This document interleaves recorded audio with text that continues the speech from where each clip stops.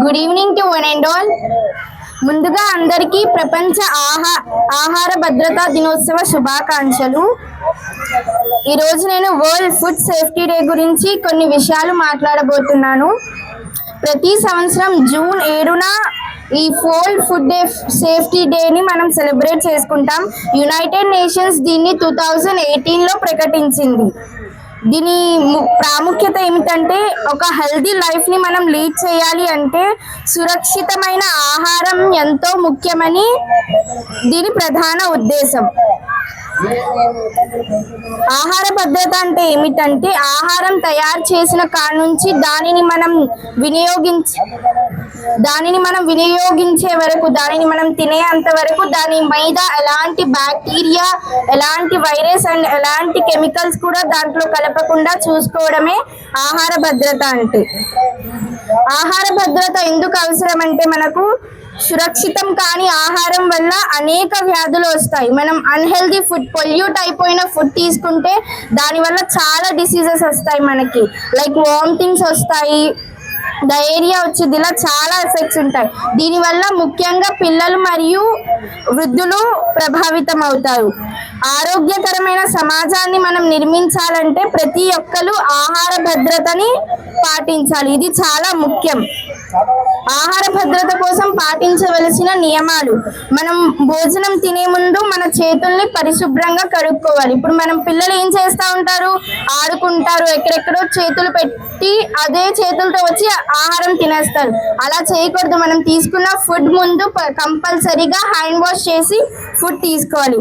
Next, పండ్లు కూరగాయలు బాగా కడిగి వాడాలి. మనం బయట నుంచి ఫ్రూట్స్, వెజిటేబుల్స్ కొనుక్కొని వస్తాం. ఇప్పుడు బయట ఏం చేస్తున్నాం, అది ఫాస్ట్గా గ్రోత్ అవ్వాలని దాని మీద పెస్టిసైడ్స్ వాడేస్తున్నాం. అవి తింటే మనకి స్టమక్ ప్రాబ్లమ్స్ చాలా వస్తాయి.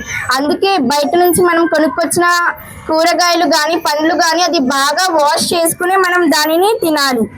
వండిన ఆహారాన్ని మూత పెట్టి ఉంచాలి. ఇప్పుడు మనం ఏం చేస్తాం, ఆహారాన్ని వండి స్టవ్ మీద అలా వదిలేస్తాం. అలా ఉండడం వల్ల దాని మీద మస్కిటోస్ చాలా వాలిపోతాయి. అలా వాలిపోకూడదు కాబట్టి దానిని మూత పెట్టి సురక్షితంగా ఉంచాలి. స్వచ్ఛమైన నీటిని మాత్రమే తాగాలి. పొల్యూట్ అయిపోయిన వాటర్ ఎప్పుడు మనం తీసుకోకూడదు. ఇంకా ఎక్స్పైర్ అయిపోయిన ఫుడ్, మనం బయట ఏమైనా ఫుడ్ తీసుకుంటే అది ఎక్స్పైర్ అయిపోయిందా లేదా అని చూసుకొని తినాలి. నెక్స్ట్, ఇప్పుడు మనం బయట చూసుకుంటుంటే పేరెంట్స్ ఏం చేస్తున్నారంటే, పిల్లలు ఏమైనా కావాలి అంటే ఇంట్లో ఏమీ వండకుండా బయటికి వెళ్ళి పానీపూరి తినడం, న్యూడిల్స్ తినడం ఇలా చేస్తున్నారు. దానివల్ల మనకి చాలా ఎఫెక్ట్స్ ఉంటాయి. స్టమక్ పెయిన్ వస్తుంది, ఇంకా మన డైజెస్టివ్ సిస్టమ్ పాడవుతుంది, వామిటింగ్స్, ఇలా చాలా డిసీజెస్ వస్తాయి. నెక్స్ట్, మనకి ఒక మూవీ కూడా ఉంది, సిద్ధార్థ్ తీసిన మూవీ. తను చాలా ప్లేసెస్కి వెళ్ళి రైడ్ చేస్తే దాంట్లో కనిపించింది. ఒక్కొక్క ప్లేస్లో ఏంటి, కొంతమంది హోటల్స్లో చికెన్ ఎన్నో రోజులుగా పెట్టేసి అది తీసి వండుతారు. ఇంకా పిల్లలు తాగే పాల పౌడర్లో కౌ ఫ్యాట్ అలాంటివి అనేకం కలిపేస్తూ ఉంటారు. మనం పిల్లలం ఏం చేస్తూ ఉంటాం, ఒక 5 రూపీస్ ఉంటే 10 రూపీస్ ఉంటే వెళ్ళి బింగో కొనుక్కోవడం, లేస్ కొనుక్కోవడం, కుర్కురే కొనుక్కోవడం, అది ఎన్నో ఇయర్స్గా స్టాక్ చేసి మనకి ఇచ్చేస్తారు. అది చాలా ప్రమాదకరం. మీరు అందరూ ఒకసారి ఇంటికి వెళ్ళి ట్రై చేయండి. ఒక కుర్కురే కానీ ఒక లేస్ కానీ మీరు స్టవ్ ఆన్ చేసి కాలిస్తే అది కాలిపోయి ప్లాస్టిక్ స్మెల్ వచ్చింది. ఇలాంటివి చాలా హానికరం ఈ ఫుడ్ అనేది.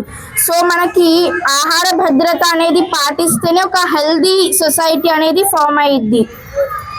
సో జంక్ ఫుడ్ అనేది అస్సలు తీసుకోకూడదు. బయట పానీపూరి అవి చేసిన వాళ్ళు ఎలా చేస్తారో మనకి తెలియదు.